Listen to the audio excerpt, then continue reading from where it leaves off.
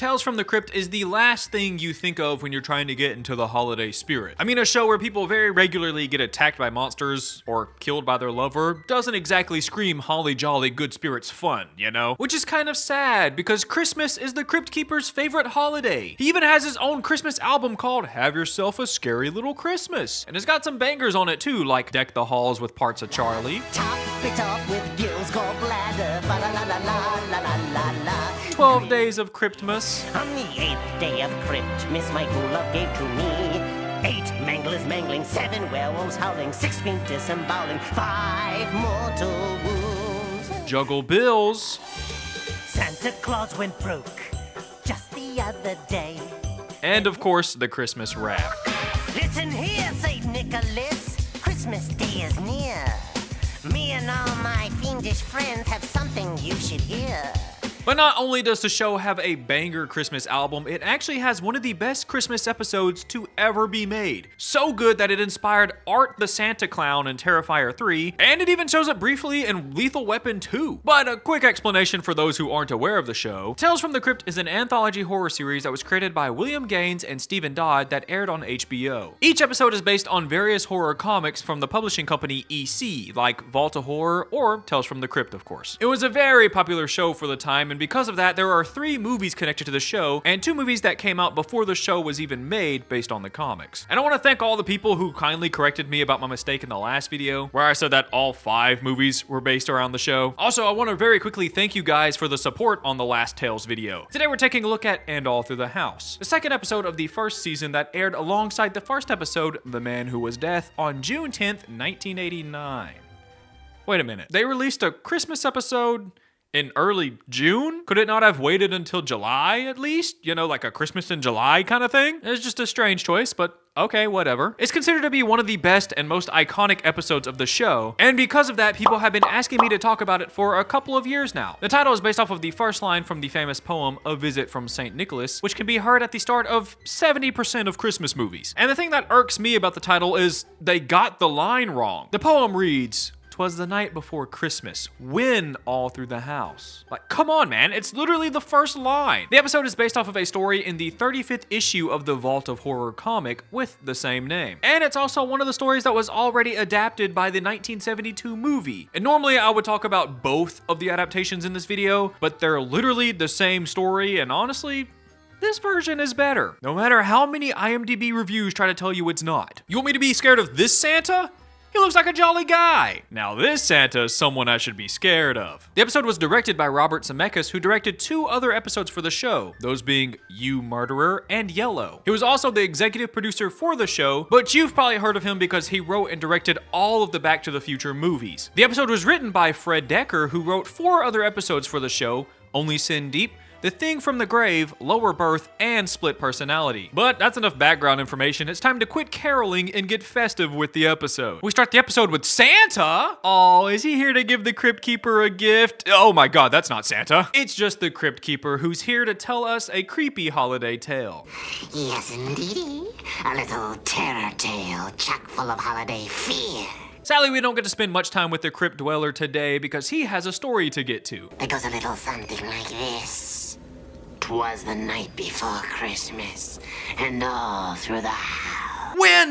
When all through the house. Oh my god, I'm gonna have an aneurysm. Then we fade into the story into a beautiful, snowy Christmas Eve. We get to soak in all the Christmas cheer while the camera pans around and we listen to Nat King Cole's version of chestnuts roasting on an open fire. The best version of the song, if you ask me. Ending the whole minute-and-a-half pan by showing us our main character Elizabeth slyly taking a fire poker from the fireplace and quietly sneaking up behind her husband Joseph. The fire is beginning to dim a little bit, so Joseph tells Elizabeth to give him the poker in a very nasty tone. Well, let me have it. What did you say? What are you, deaf? Whoa, that was rude. Someone should kill that guy. Oh. Thanks, Elizabeth. Well, now that she's murdered her husband, she has to quickly get rid of the evidence before anyone sees it. But I think Charles' skull is a little thick because that thing is really in there. Luckily, Elizabeth is able to pop it out right before her little girl, Carrie Ann, comes downstairs. Carrie starts to ask if Santa has visited them yet while her stepdad is dead just a few feet away from her. Man, close your mouth. This isn't a hibachi restaurant. Carrie tells her mom that she saw Santa outside her window, so she knows he's nearby. But of course, her mom knows that she just has a wild imagination because Santa's not real. What? I thought we all knew that. Elizabeth gets Carrie back in bed and tells her that she has to get some sleep so Santa will come and give her presents. But you know how kids are. I can't sleep. It's too hot. See, you're even sweating. Yeah, she's sweating because the room is hot. Yeah. To please Carrie's nagging. Elizabeth cracks open Carrie's window so that some cool air can come in and she won't be as hot. And Carrie, still very ignorant about what's happened in her house, asks her mom, "What do you want for Christmas, Mommy?" I already got it, sweetheart. I already got it. Hey, how about you be less ominous about it next time, okay? Like, imagine you were at work and your boss was like, "Hey, did you get those papers in?" "I sure did. I did get those papers in." It's a little weird, right? Later, Elizabeth calls up the Vic monster, whoever that is. She calls him to tell him that they can finally be together, that she's murdered her husband and now she inherits everything he owns, including his large amount of money. And after that call, she has some cleaning up to do. And so Joseph doesn't make even more of a mess, she dresses him up in a Black Christmas cosplay before dragging his lifeless body out to a well in their yard. And as she struggles to do that, we overhear on the radio about a mentally insane prisoner who is wearing a Santa costume has escaped and has already killed 4 other women in the area. So everyone is advised to lock all their doors and not go outside for any means necessary. This is a very important news segment, but Elizabeth didn't hear any of it because, well, she's a bit preoccupied. Fun fact, during the radio broadcast, the host says that the maniac is on the loose in Gaines County, which is a reference to William Gaines, the publisher of EC Comics in the 1950s. It takes her a while, but Elizabeth eventually gets Joseph to the well. Man, that dude died in a really unsatisfying way. I mean, 1 poker hit to the head and he's dead? What a wimp! Uh-oh. Joseph starts choking Elizabeth, trying to take her out with him. He uses all the strength he has left, but it's no use. He just didn't have enough to take her down. With Joseph finally dead, Elizabeth can finally do away with his body, but that's until she hears something nearby. She checks her surroundings, hearing the occasional jingle, but she doesn't see anyone until Santa's here. He uses the axe that Elizabeth mistakenly left in the stump against her, and he tries his best to hack her head off. He pins Elizabeth against the well, but luckily she's able to use a nearby icicle to cut deeply into his face. And a good old kick in the balls distracts him long enough that she can quickly get inside. But even still in pain, he makes it to the door just in time. He wrestles with Elizabeth, trying to get the door open, so Elizabeth has to use the axe that she wrestled from his hands to give him a warning chop to get out of her house. Then Elizabeth actually calls the police on the serial killer outside of her house. But after realizing that they would find her dead husband if she told them her address, she quickly hangs up. Hey, I saw you back there! Elizabeth knows that the killer Santa is still around, so she takes this opportunity to stare out the window? What are you doing? Go lock the doors! Oh great, now the cops are calling you back. What's your plan now? Can anything go right for this girl right now? What is happening? The Psycho Santa proceeds to choke Elizabeth out, but luckily she's able to reach the axe where she smacks him with the back side of it, causing the Santa to kind of comedically pass out. Also, this would have been solved really quickly if you just turned the axe around and hit him with the correct side of the axe, you know? After she successfully knocks Santa out, the phone rings again. It's the sergeant of the police station who's calling to warn her about the Psycho Santa, which brings her up to speed on everything we know, and she found out the hard way. But they also let her know that they're sending cops to every house in the area to make sure everyone is safe, and hopefully they'll be able to catch the Santa. And if she could hold out, they'll be at her house in just 20 minutes. And another little reference here, the officer who called is named Fieldstein, which is a reference to a top employee of EC Comics, Al Fieldstein. After the call, Elizabeth starts to panic a bit because she just murdered her husband and now the cops are going to find him. And then she realizes she can pin the murder on the crazy Santa. Well, duh, I thought of that like the second he arrived. But if she's going to blame the murderous Santa, she's gonna have to make it look like the Santa did it. So she heads back outside and... Oh, you missed. Try again. You missed again. Maybe don't close your eyes this time. There you go. Now that Elizabeth finally has her story straight, she calls the cops again and gives them a great performance. The killer! The killer is here! Please, get me the police! She was really selling it until she notices the axe is no longer stuck in Joseph. She panics and checks the backyard to find Santa has awakened. Then her little act to the operator starts to feel a little bit too real as the panic sets in that she might die. He's got an accident. He's outside. Oh, God, please hurry. The operator tells Elizabeth that she should arm herself with any weapon she can find in the house. So she heads to the closet for a gun? Where has this been the whole time? She struggles to grab the pistol because she's too short, and as she does, the closet door closes behind her, and the handle breaks off. Man, this is a really bad day for Elizabeth. Now she's trapped in the closet and unable to reach the gun, and she has a psychopath running around trying to kill her. One that just found a ladder outside their house.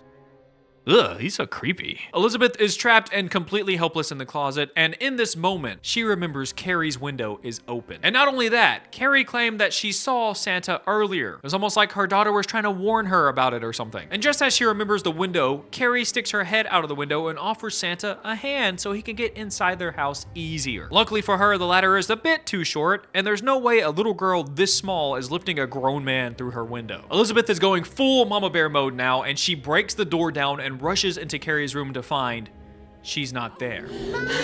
But she is okay. Elizabeth runs downstairs to find Carrie standing in front of the door, holding Santa's hand, so proud that she helped Santa get into their house. All Elizabeth can do is scream in terror as the Santa says, Naughty or nice? Then we fade back to the Crypt Keeper, who ends off the episode by telling us that Carrie is okay. Thank God. Santa was a killer, not a monster. And the Crypt Keeper ends off the episode by giving us some great advice. Be very careful what you ask for Christmas. You might just get it. And that's the end of the episode. What a crazy fun episode. It's like a fun Christmas slasher movie, but it gets to the good stuff. None of the boring stuff like having to get to know the characters, has to be a motive for the murder, no annoying family Christmas dinner that seems to be in every Christmas slasher movie for some reason. Just a simple little story. Crazy murderous Santa attacks our main character as she tries to hide and not die, which is something that has been done a million times before. But this one was really fun to watch and actually done really well. The atmosphere alone is great in this episode. Comparing it to the movie version, it's leagues better. It feels like Christmas Eve. The house is decorated so festively, the music just hits so well, there's a blizzard outside, the fire looks so warm and inviting. Much better vibes than the cold, modern look in the older movie. I'm sorry, I don't mean to keep shitting on the movie version, but it's just a good comparison point, you know? But the episode just really immerses you in the time of year, and I like that. But like everything, the episode isn't perfect. I feel like there's a lot of just filler scenes that were thrown in there to, fill time. There's a lot of Elizabeth just running back and forth, and she also did a lot of pretty dumb things. Like, why would you go back outside after knocking out a murderer? I would focus on securing the window he broke rather than making it look like he killed my husband. Also, she just completely forgot that they had a gun in the closet. That was a massive blunder, but it did make me giggle when she realized that she'd forgotten about the gun. That would have solved everybody's issues in half a second, But other than those few complaints, I think the episode is great. The Santa is probably the best part. He was the perfect blend of horrifying and silly, and they knew exactly when to flip the switch between the two, which was awesome. Not to mention, he looks very similar to the Santa in the comic, which we'll be talking about here in a second. But Larry Drake played the Psycho Santa perfectly, and he gave us one of the most iconic villains in the whole show. And Larry Drake would come back in the second season to play Tobias in the episode The Secret. And while I'm giving props to people, I have to give some to Mary Ellen Trainor. She played Elizabeth, and she absolutely killed the role as murderous widow to helpless victim. Based on the start of the episode, we really shouldn't like Elizabeth at all. I mean, the first thing she does is murder her husband and then call a random lover so that they can be together. She is a horrible person. Period.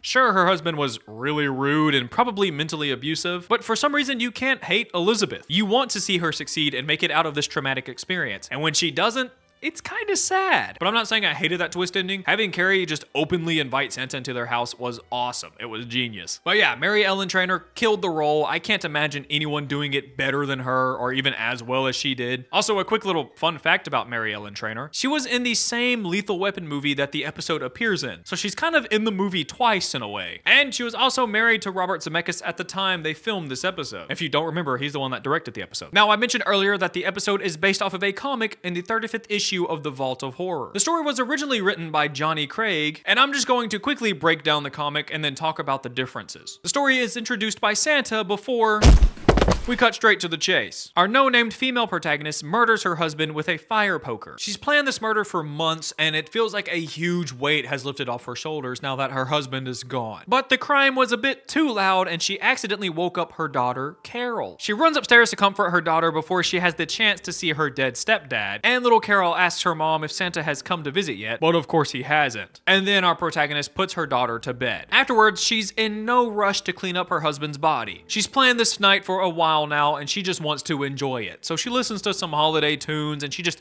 hangs out for a little bit. Everything is going well until she gets a late night warning to the residents of Pleasantville. A homicidal maniac dressed as Santa Claus has escaped from the mental hospital, and he is very dangerous and only wants to murder women. He won't hurt children at all, and he will only hurt men if he's provoked. Everyone is advised to lock all their doors and windows and call the police if they see him. This new information puts a little damper on her plan, so she has to get rid of her husband's body ASAP. But just as she was getting ready to do so, someone knocks on her door. It's the maniac trying to get inside her house. She quickly calls the cops, but then realizes she has a dead guy on her floor. So she hangs up just as quickly as she called them, and the killer starts rattling the front door handle, trying his best to get inside. Luckily, she locked the door, but she notices that he could just break the windows. So she heads down to the basement to get boards to board up the windows, but on her way down, she sees her dead husband and decides, oh, I need to hide him in a closet or something. But the windows have to come first, and she starts boarding up the windows when she once again hears the maniac trying to break into the house. Panicked, she picks up the phone again, but uh-oh, her husband is still not in the closet. Just put him in the closet! Jesus Christ, you've said it 4 times now. After she finally gets rid of her husband, she runs upstairs to check on her daughter, but her daughter's not there. But her windows are still locked and shut, so she has to be inside the house somewhere. So she runs back downstairs to find her daughter has let the evil Santa into their house. And that's the end of the comic, and I gotta say, the show did a great job adapting the comic. The movie did a better job at adapting it one for one, but I like the changes that they made in the episode. For one, giving our main character a name, but also having her encounter the psycho face to face is a great way to introduce him. We don't even see the Santa in the comic until the very last panel. And I know I complained earlier about Elizabeth doing a lot of running around and a lot of nothing, but oh my lord, the comic woman has to have like ADHD or something. Her mind was all over the place, and she did a whole lot more running around than Elizabeth did. I mean, it was insane, the back and forth, the back and forth. Oh, my husband, oh, the boards, oh, my husband, oh, the boards. Do something, please, Jesus. Also, the daughter's name is Carol, not Carrie. Overall, it's a great comic. It's got a good twist ending, and I can see why so many people loved it and why it got 2 separate adaptations. I do love the episode more. I think the episode's just better. It was scarier, more interesting in almost every way, so they did a great job on it. But I think that's all I've got for you today. Let me know what you guys think about the episode and the comic in the comments below. I have a Patreon. The $5 members get bonus content plus videos a day early, maybe some pictures of my cats, a Discord server, and your name right here on screen. Like the video if you like the video. Thank you for watching the video all the way through. I appreciate you all, and peace.